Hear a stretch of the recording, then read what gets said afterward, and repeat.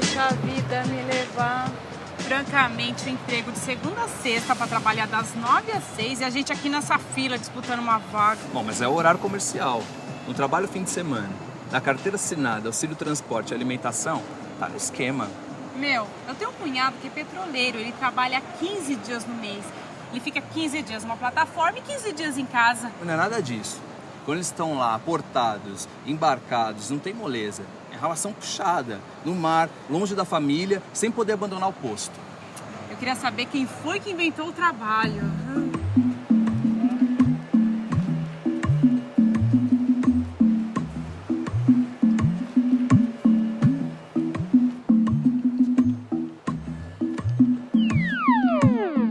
Bem, na verdade, quem inventou o trabalho fomos nós mesmos, os seres humanos.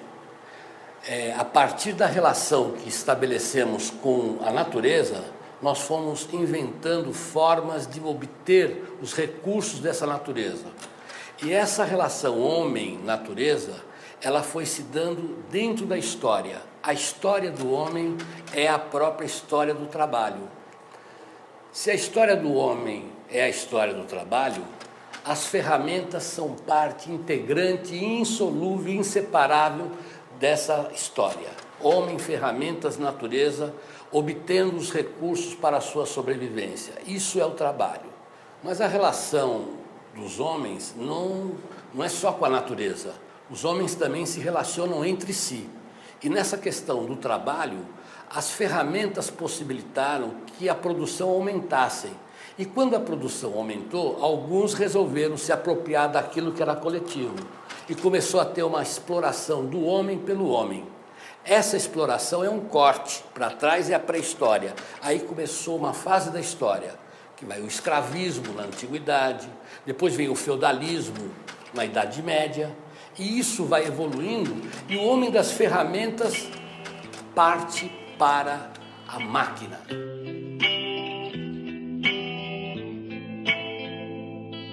É a Revolução Industrial, e com ela vem a maquinofatura, ou seja, as coisas produzidas pela máquina. Meu, fazer as coisas com máquinas é muito mais rápido. Então a gente tem que trabalhar menos e ganhar mais, certo? Pela máquina. Mas a máquina não trabalha sozinha. A máquina precisa do homem. E os homens que vão trabalhar nas máquinas serão os trabalhadores, os operários. E com a maquinofatura começou a exploração da mão de obra operária que trabalha nessas máquinas. A Revolução Industrial marca então um novo tempo da história da humanidade.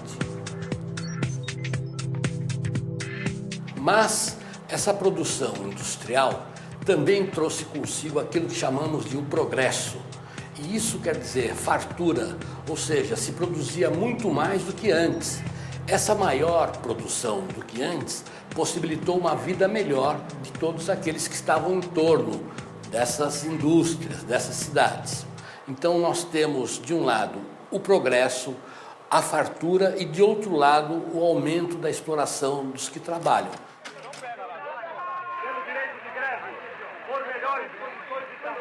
A movimentação, essa luta da classe trabalhadora, foi conquistando leis, foi conquistando espaço. O trabalhador começou a se meter, inclusive, na política. As conquistas foram sendo feitas pouco a pouco. Meu, como devia ser a vida sem CD, sem DJ, sem spray?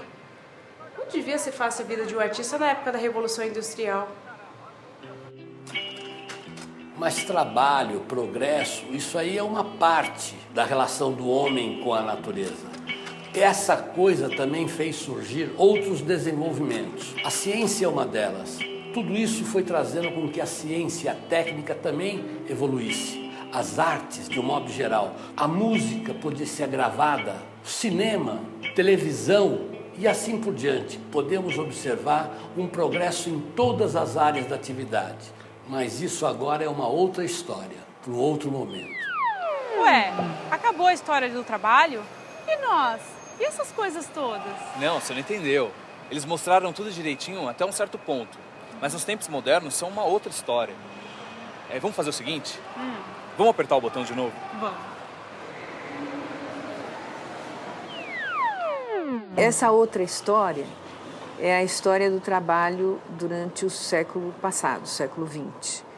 E ela é uma história bastante movimentada.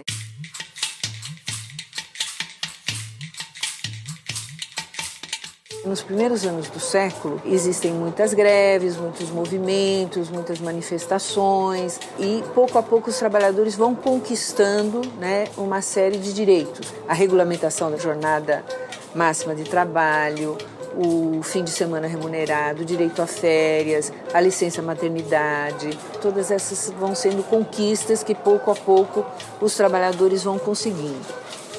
E esse início de século, ele também é marcado por um conjunto de transformações no processo de trabalho que tem a ver com a transformação da base tecnológica, que é baseada na tecnologia eletromecânica, que vai acabar dando origem a alguns tipos de empresas a linhas de montagem, né? Quer dizer, aumenta brutalmente a produtividade e isso permite uma produção em massa.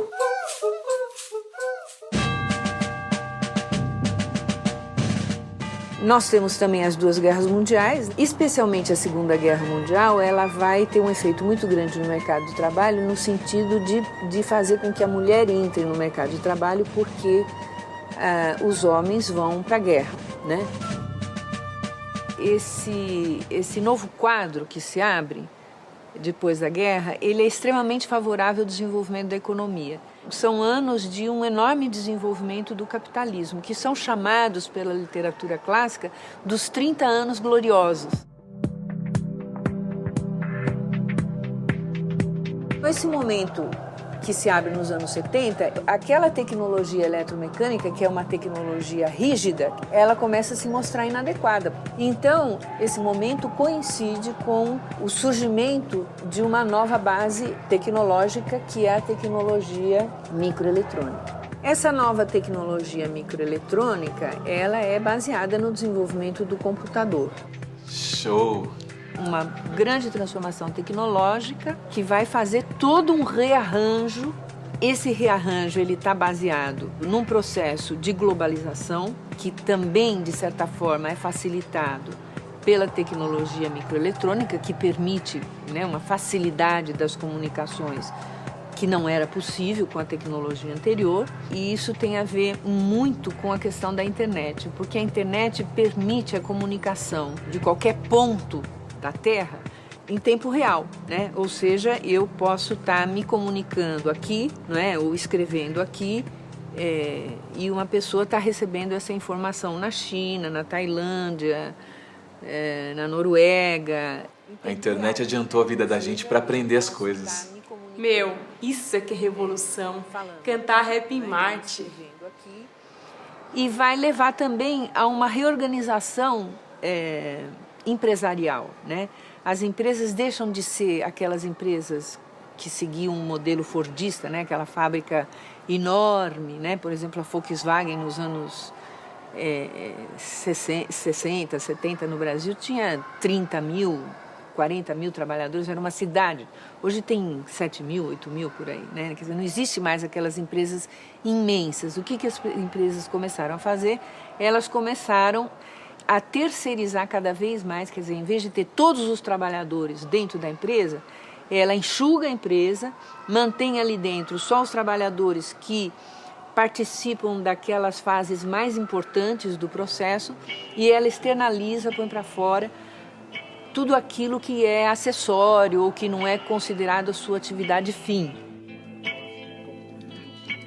O mercado de trabalho ele foi profundamente afetado por essas transformações. E eu acho que nesse quadro que nós temos, não há dúvida de que a busca de adequação, né, a esse quadro de trabalho por parte dos ingressantes é uma coisa que tem que estar muito presente.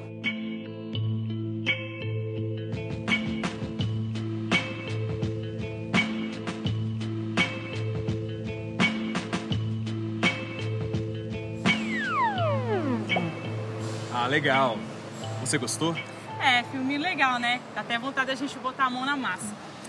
Mas sabe como é? Deixa a vida me levar. Ah, como é que é? Deixa a vida me levar. Meu destino é ser estar. Tá entendendo? Mas você vai viver do quê? Só se você virar cantora famosa.